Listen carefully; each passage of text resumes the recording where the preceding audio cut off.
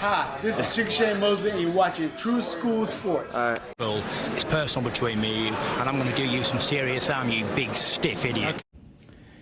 The untouchable True School Sports Empire proudly presents something the boxing game's been missing. Hey, what's going on? It's your boy BT, and I came here to talk some boxing with the thousands of True School Sports subscribers. Now, you guys know I've really grown to like Stephen Fulton a lot. A lot. You really earn my respect.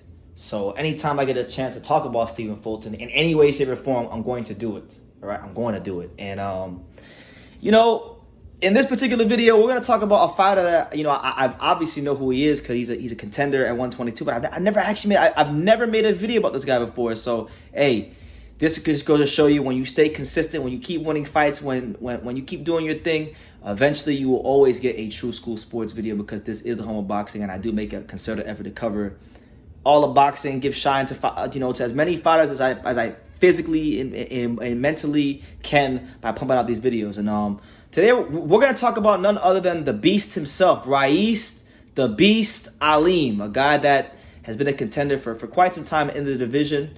This is a guy right now, as it stands, he's ranked number 8 in the WBC. He's ranked number 6 in the WBO. He just scored a victory, and I was there. I had a chance to actually watch it live in the flesh.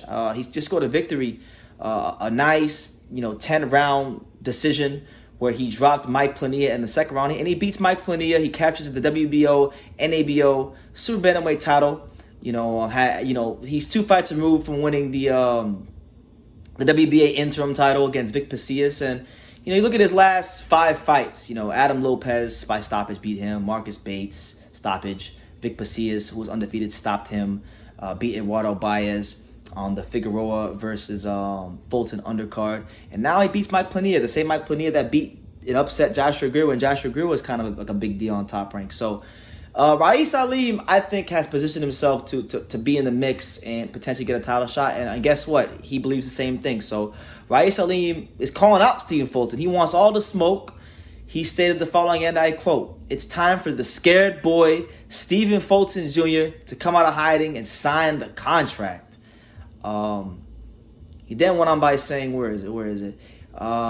When he said, "When do I get my title shot?" And then he said, "Let's get in there so I can give him his first loss. It'll be a closer fight than Sunday night, but I still expect to dominate and get the win against him." So there you have it. Ra'eese Aleem talking that cash shit. Talking how you want a hungry contender to be talking when you're speaking about a guy who not only is unified champion, but also a guy that, for me, is a bona fide top 10 pound fighter in Stephen Fulton Jr. A guy that talks it like he walks it and walks it like he talks it, coming out of Philadelphia, Pennsylvania. Now, look, Ra'eese Aleem, I don't think he's as skilled as a lot of the guys Stephen Fulton's fought. I'm just being honest. I don't think he's as skilled as Angelo Leo or, maybe even a Danny Roman or Brandon Figueroa. I don't think he would qualify as being as skilled as most of the guys Fulton's been fighting of late. But, with his combination of, I guess, athleticism, because he is an athletic fighter, a good gas tank, and a good work rate. I do think there's some things in his style that could make that fight interesting. And look, I know the fight that boxing fans want to see for Fulton is obviously Inoue,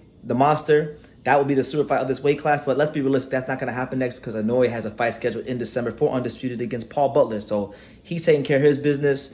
Mirja Akhmadaliev is with the zone, so we don't know if Al Heyman's going to want to go ahead and make that Undisputed fight with Merjan. So if the Merjan fight for Undisputed can happen next, but I know Fulton wants to fight. He went on record when I interviewed him and on my platform and many other platforms, stated that he wants that fight for Undisputed. But if he can't get that fight next, okay, I would like this fight. I would genuinely like this fight. I think Ra'eese Aleem is getting better.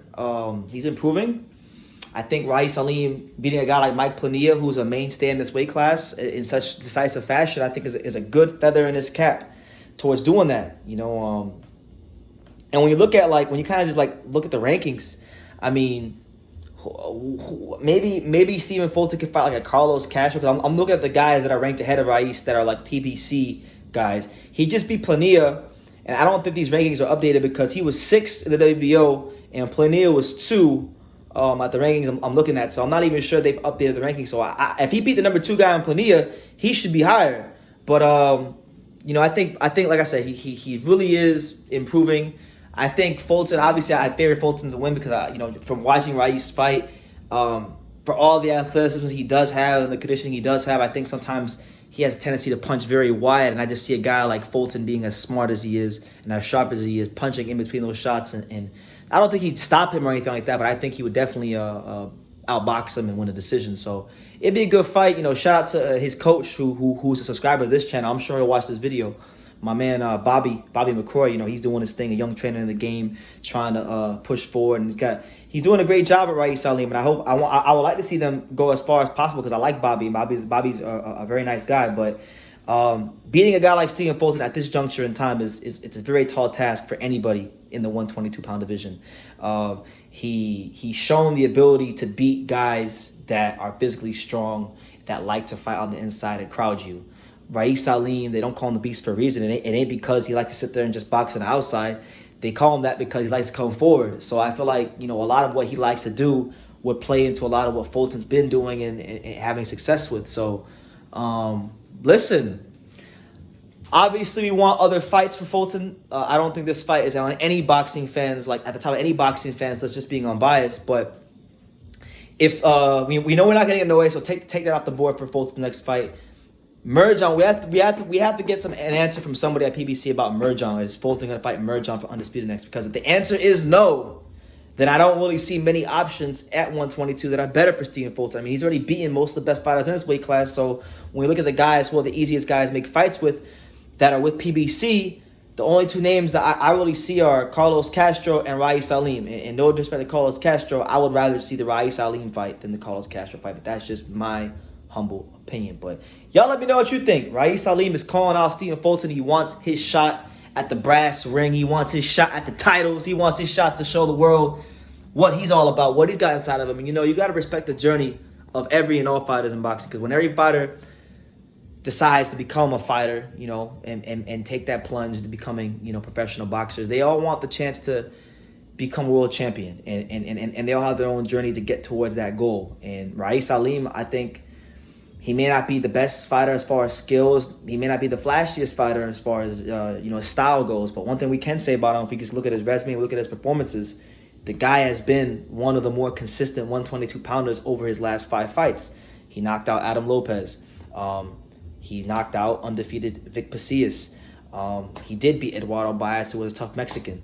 And on top of that, he just dominated Mike Plania, the same Mike Plania that Willie has only lost 1 fight his entire pro career. He was a 27-fight veteran fighter, has only ever lost in his career to Juan Carlos Payano, and that was literally like 4 years ago.